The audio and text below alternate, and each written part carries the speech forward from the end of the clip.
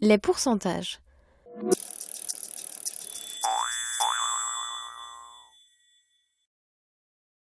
Les pourcentages sont couramment employés dans la vie de tous les jours, lors des soldes dans les magasins, pour les résultats des élections. Prendre A% d'un nombre donné, c'est multiplier ce nombre par A sur 100. On remarque qu'appliquer un pourcentage est une situation de proportionnalité où le coefficient est A sur 100. Par exemple, calculer une réduction de 20% revient donc à multiplier le prix d'origine par 20 sur 100 égale 0,2.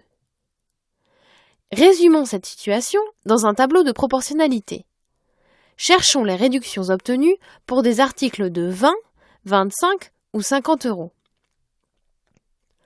On calcule les réductions en multipliant par 0,2 le prix d'origine, soit 20 fois 0,2 égale 4 euros de réduction pour un article de 20 euros.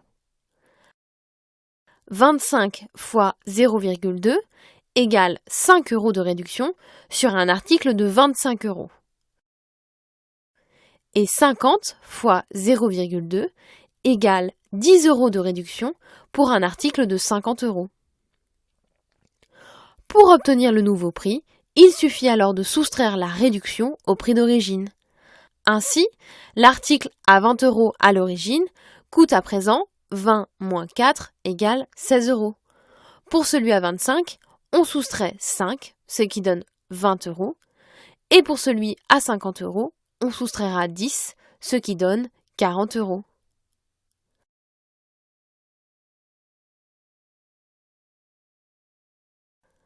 D'après la définition, pour appliquer un taux de pourcentage de A%, il suffit de multiplier par A sur 100.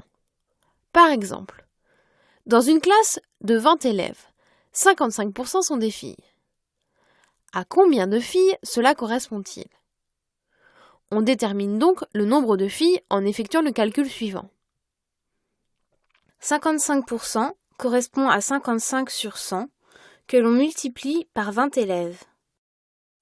Ce qui correspond à 55 sur 100 multiplié par 20, soit 0,55 fois 20 qui est égal à 11. Il y a donc 11 filles dans la classe. Voyons à présent sur le même exemple une autre manière de déterminer le nombre de filles. Cherchons le pourcentage que représente un élève par rapport à la classe.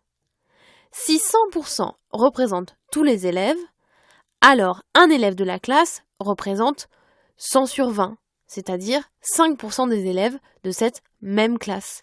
100 divisé par 20 égale 5. Or, il y a 55% de filles et 55 divisé par 5 égale 11. Donc, pour obtenir 55%, il suffit donc de considérer 11 élèves.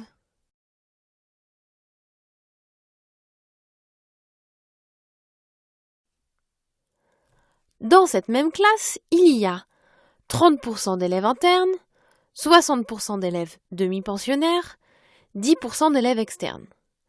D'après ce que l'on a vu précédemment, un élève représente 5% des élèves de cette classe.